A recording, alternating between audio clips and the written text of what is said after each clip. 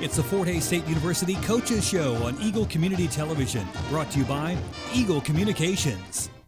Hello and once again to another edition of Tiger Talk. This is Gerard Welbrock. We'll be joined momentarily by Fort Hays State head football coach Chris Brown after the Tigers' entertaining and thrilling 49-41 home victory over Missouri Southern Saturday afternoon on Senior Day at Lewis Field.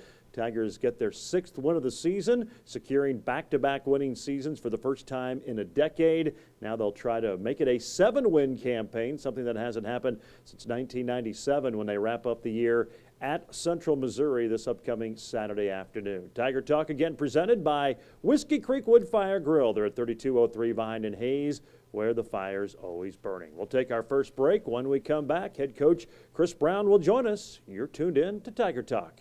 Hi, I'm Gerard Welbrock, voice of the Fort Hays State Tigers, inviting you to join me for Tiger Talk. Airs Monday nights from 6 until 6:30 on Tiger Radio Mix 103, and then the video replay on Eagle Cable Channel 14 on Tuesdays and Wednesdays. We'll talk Fort Hays State football with head coach Chris Brown, preview the last game, and look ahead to the next week's action on Tiger Talk. Monday nights, 6 till 6:30 on Tiger Radio Mix 103 and on Eagle Cable Channel 14.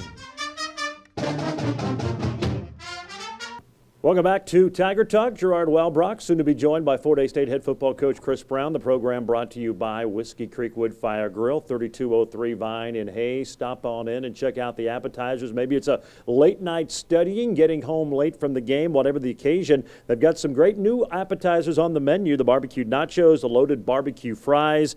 So check them out at Whiskey Creek Wood Fire Grill. They're at 3203 Vine in Hayes, where the fire's always burning. Fort Hays State coming off a 49-41 victory over Missouri Southern Saturday afternoon on Senior Day to move to 6-4. Maybe a little bit more thrilling and exciting than you would like, but I guess bottom line, it was a win, and you get a win in the MIAA. You make no apologies. It was an exciting game and a great way for your seniors to go out Saturday afternoon. It was a little too stressful for me. I mean, there's situations, in that game that, we could probably go up, 2 or 3 more scores than what we did. We'd get a turnover, then we'd turn the ball right back over to them. If we capitalize on those situations, we put them away and really get them in a situation where they don't want to be, and that's throwing the ball quite a bit, even though they did a great job of throwing the ball against us. I'm proud of our kids and what they did, and getting that winning season is huge for that group of kids. 21-7 at halftime. You get the ball to start the third quarter, and you go down and score. You go 28-7. I think a lot of folks maybe thought, okay, this thing's in the bag, and that's when Missouri Southern really turned it on, got back in the game. But I guess credit to your guys. They made a big play to get back in it. You seem to have an answer the rest of the way.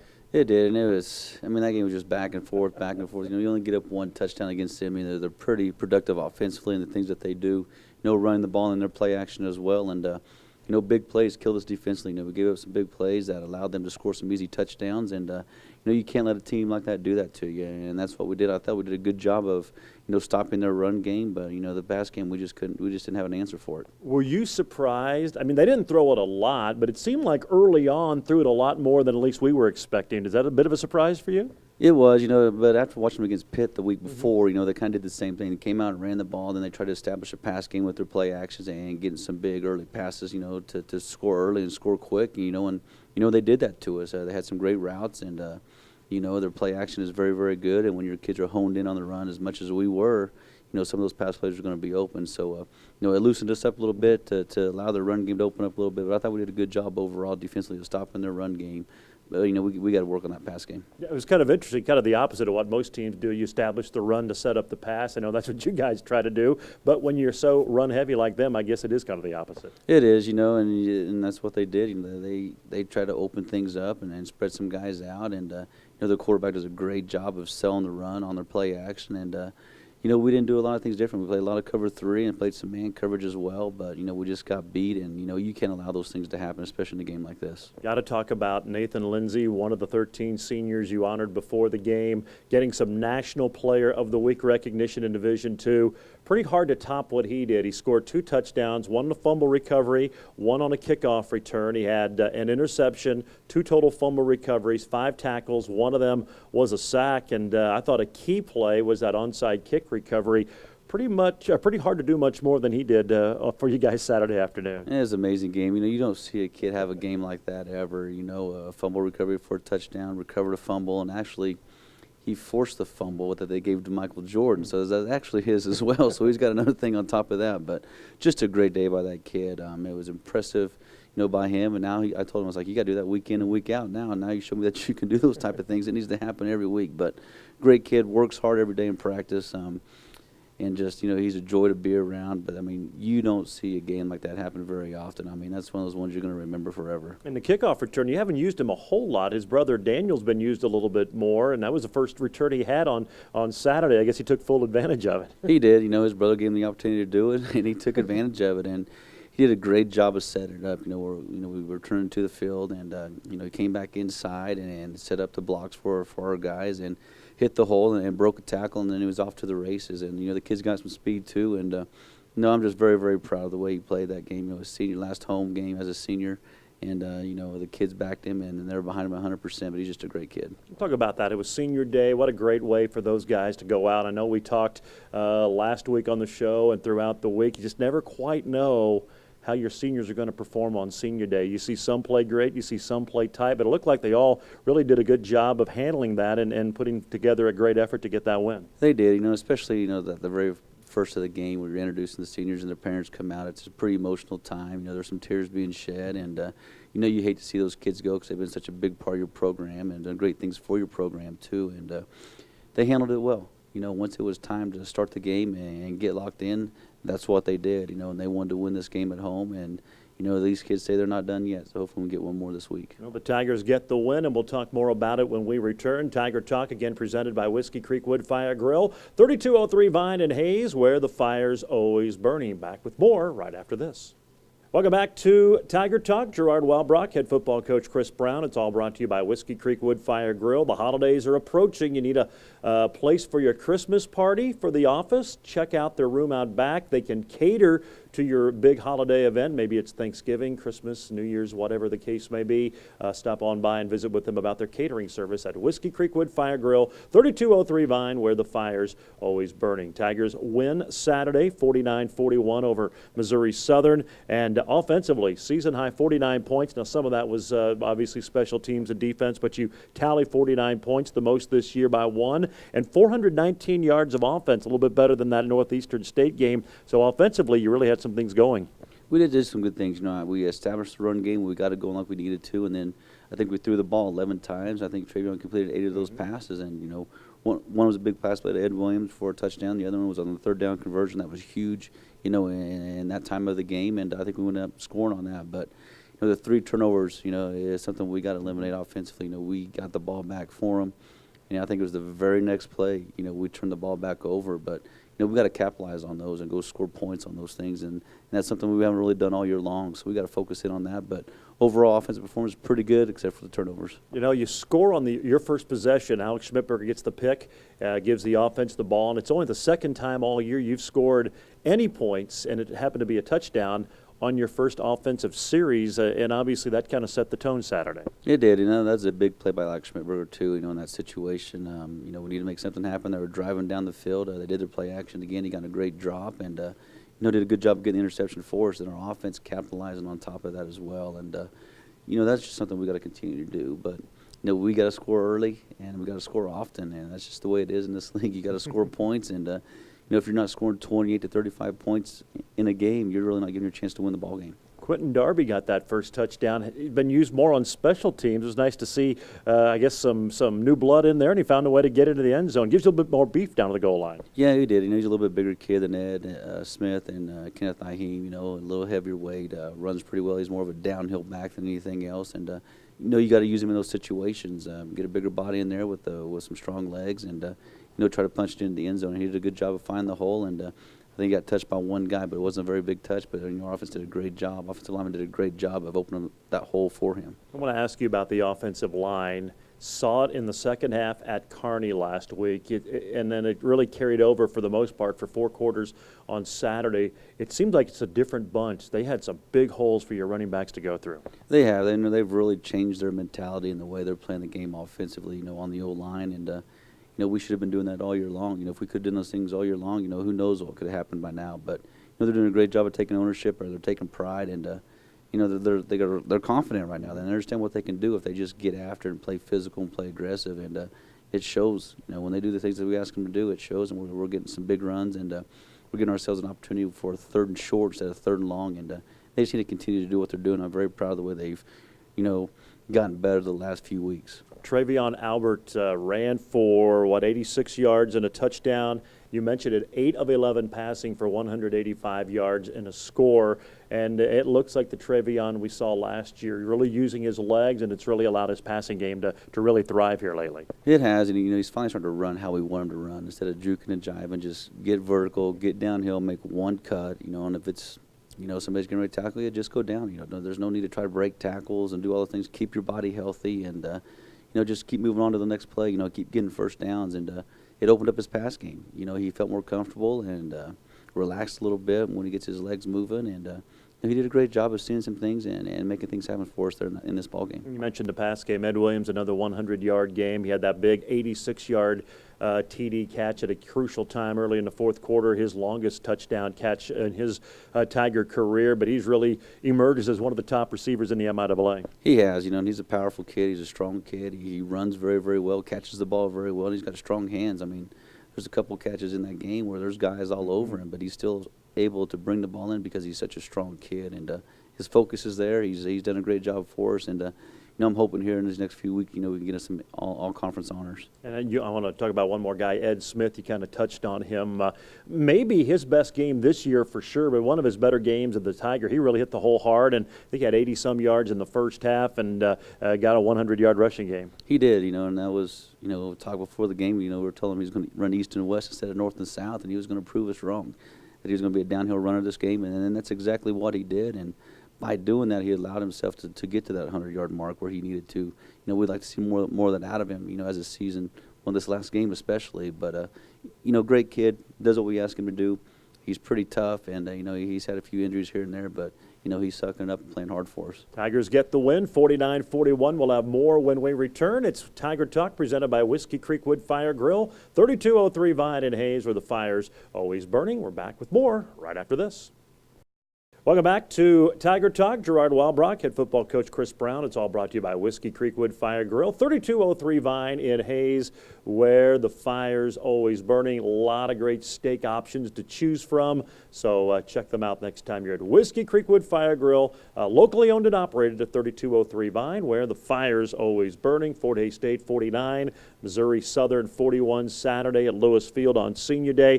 Talk about the defense. Really, I thought played well early, gave up some yards in the second half. You sometimes see those games, especially at the collegiate level. Once the offenses get rolling, and both of them did, it doesn't matter how good you are defensively, it's hard to get stopped. It was. You know, we did a great job in the first half of containing everything that they did. You know, gave up the one big pass play that led to the touchdown. And then, you know, the second half, it was just, you know, kind of we seemed like we were out there quite a bit, especially the fourth quarter. Mm-hmm. You know, the game went pretty quick. Fourth quarter rolled around. It seemed like that game lasted forever once that happened. But you know, it'd either be a big play by our offense, get a quick score, a quick kickoff return, and your defense gets back on the field.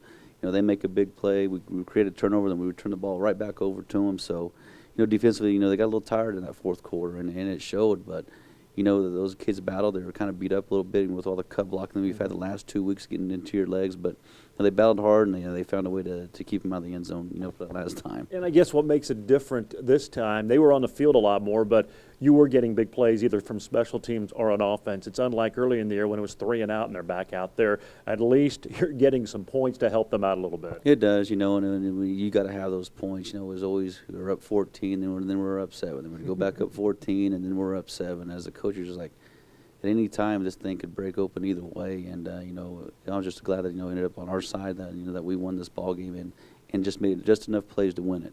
Let's get about Justin McPhail. He's quietly become one of the better linebackers in the MIAA. He had about the quietest 16-tackle game, and obviously Nathan Lindsay's performance kind of stole the show, but he had some big hits and a big fourth down stop when they were knocking on the door to possibly get a touchdown and make it real interesting. He got behind there and brought down the quarterback in the backfield. He's had a great season for you. He has, you know, and he's only continued to get better for us. You know, he's got one more game this year, then he's got next year, you know, as well, but he's really emerged to be one of the top linebackers in this conference, I think. He's a smart kid. He plays hard. He plays physical. And, you know, he's a great tackler, and he's getting better, you know, each week for us. He just needs to continue to do what he's doing right now, get a little bit stronger in the weight room, maybe gain some speed, you know, make himself a little bit faster. But, he's a great kid. He works hard, and he wants to be good. It's good to see Brock Long out there and contribute after his injury against Kearney the week before. Seemed to hold his own considering he was battling from that ankle injury and didn't practice a whole lot. Yeah, he didn't know what he was going to do. We didn't know if he was going to be able to play Saturday or not, but, him going to get his treatment and rehab and taking care of it,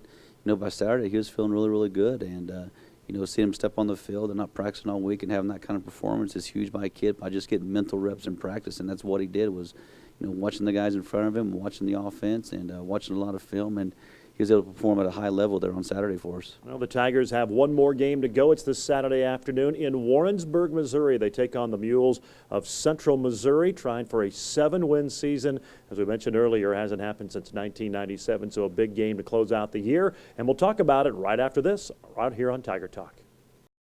Welcome back. It's our final segment on Tiger Talk as Fort Hays State gets set to take on Central Missouri Saturday afternoon. Tiger Talk, of course, presented by Whiskey Creek Wood Fire Grill at 3203 Vine in Hays. And I'm sure your guys and all the coaches haven't forgotten last year's game in Warrensburg. You jumped out to the 27-0 lead and just things unraveled in a hurry and tried to come back but ended up losing to Central Missouri, and here you are again, a chance for a 7-win season, but standing in as a way is a very good Mules team. They are. They're very, very good offensively and defensively.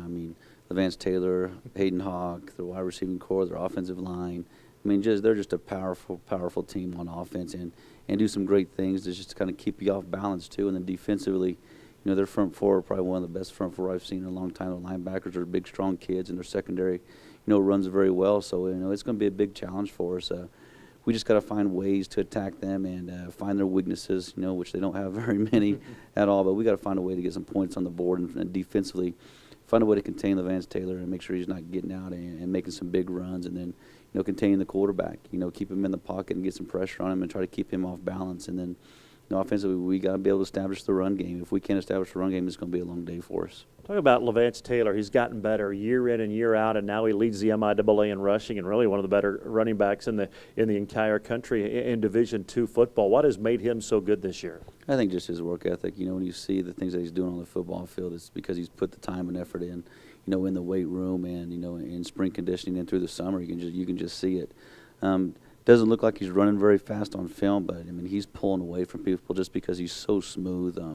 Got one little move here that really keeps people off balance and misses, makes people miss a lot of tackles. And he's just a tough kid, strong kid, and he plays the game hard and he plays physical. And we're going to corral him and make sure we get a lot of guys to the ball and pursue. We got to pursue to him and make sure we bring him down.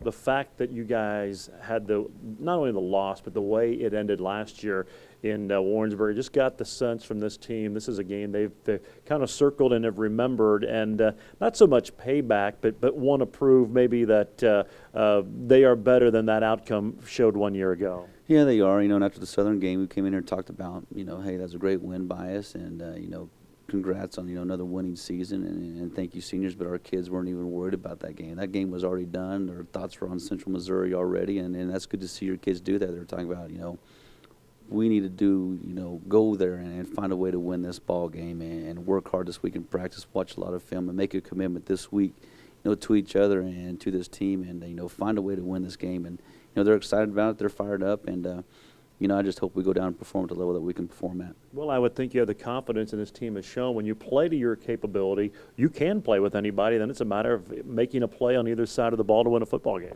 It is, and it's the little things, don't have stupid penalties, don't turn the ball over defensively, don't give up a big play, and, create some turnovers on defense, and, just play smart and play physical. And, if we can do those things, I think we have a great outcome. But, they're a good football team, and we're going to be ready for them. But, I think our kids are pretty fired up and excited right now, and, want to take the next step, in this conference and get into that next tier that people are always talking about, getting to the top tier. And, I think we're close, and this is just another test for our guys. Well, chance to tie for fourth. If you can get a win, that would be quite an accomplishment when you look at where you were just 4 years ago. Coach, as always, we appreciate the time.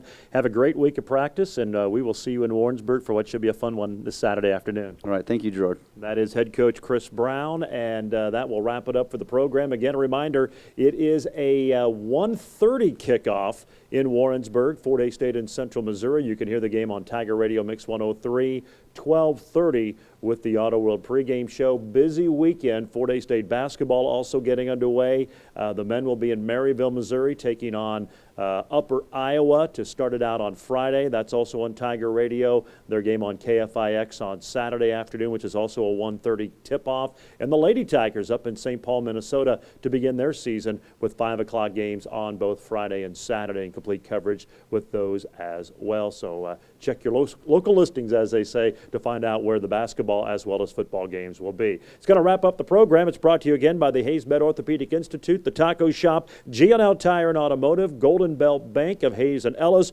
Adams, Brown, Barron and Ball, Couture for men and women, James Motor Company, BTI, and of course the fine folks at Whiskey Creek Wood Fire Grill at 3203 Vine in Hayes, where the fire's always burning. For head football coach Chris Brown, this is Gerard Welbrock. So long, everyone. It's the Fort Hays State University Coaches Show on Eagle Community Television, brought to you by Eagle Communications.